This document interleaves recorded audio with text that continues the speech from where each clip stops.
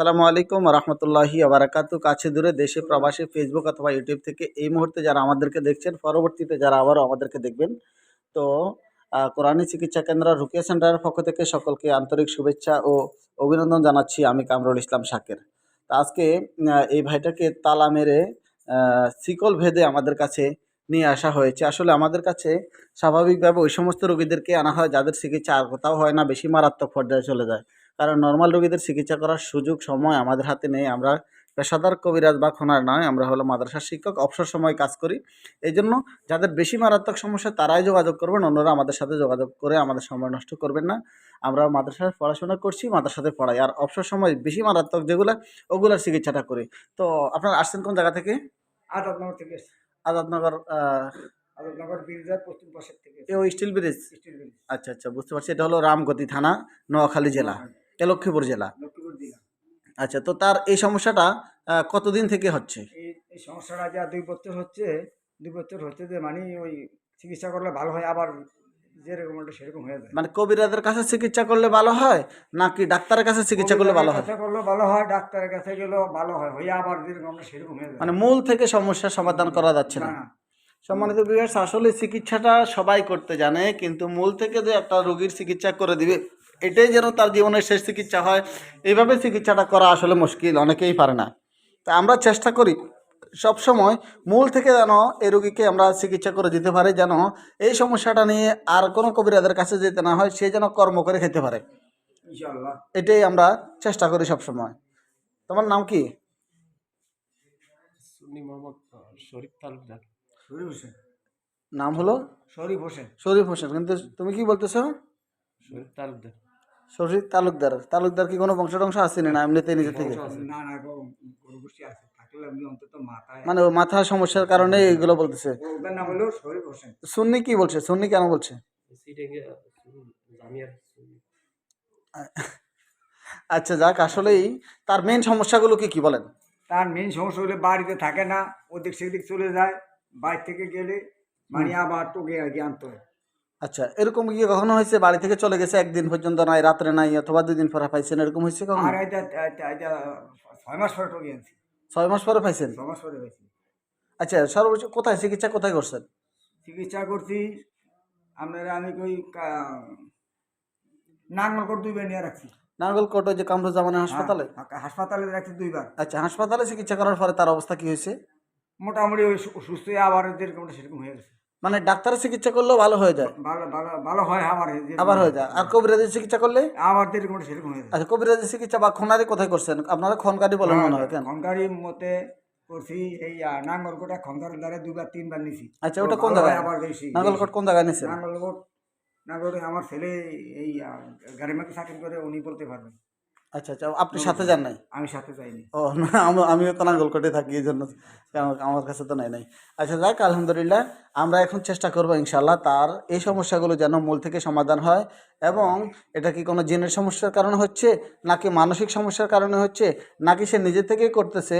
হ্যাঁ, নিজে থেকে তো অবশ্যই করবে না, কারণ নিজে একজন বয়স্ক মানুষ, তার বয়স হয়েছে এবং এখন ইনকামের সময়, অথবা নিজে সব কিছু বুঝে।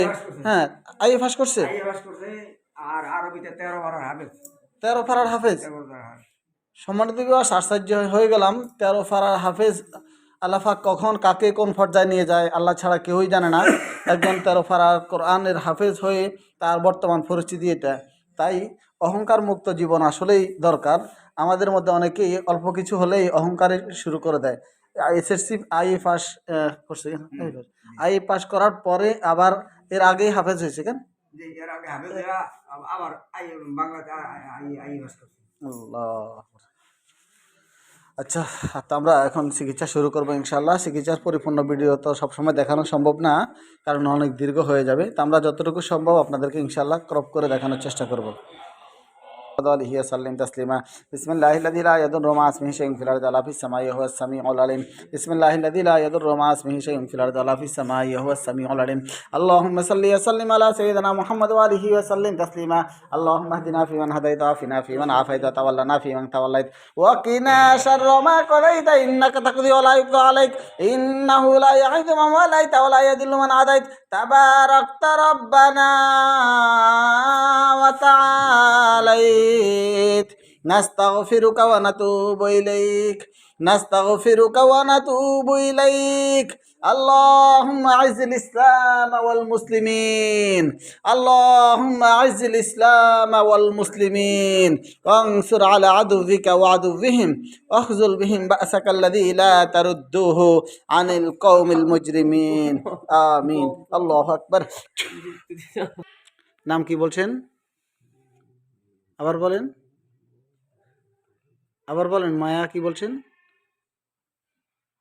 কি নাম? কথা বলেন মায়া মায়া গাং কয়জন একটাই শুধু একজনই আর নাই হ্যাঁ শুধু একজন ছাড়া আর আছে মায়া গাং আর একটা ইয়ামিন এই দুইজন স্পষ্ট বলেন দুইজন স্পষ্ট বল কয়জন? উলেট না কয়জন মোট কয়জন একটাই মানে একটাই তার এক নাম হলো মায়া গাং আর একটা হলো কি জি ভাই আচ্ছা ঠিক আছে যান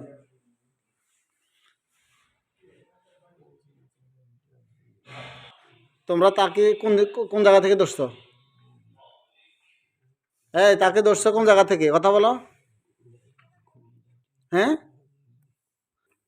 মনে তো বেশ পরিপূর্ণ কথা বলতে চাচ্ছে না আমরা কথা বলার জন্য চেষ্টা করব এবং শেষ করার জন্যই চেষ্টা করব বিসমিল্লাহির রহমানির রহিম আল্লাহুম্মা সাল্লি সাল্লিম আলা সাইয়্যিদিনা মুহাম্মদ ওয়া আলিহি ওয়া সাল্লিম তাসলিমা বিসমিল্লাহির রহমানির রহিম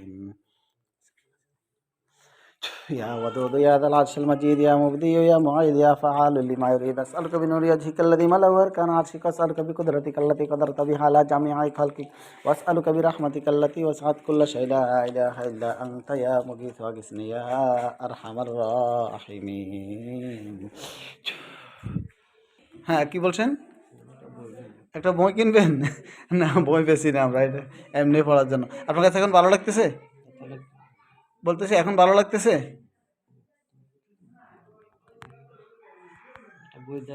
হ্যাঁ বই দেবো পরিপূর্ণ ভালো লাগে আলহামদুলিল্লাহ বলেন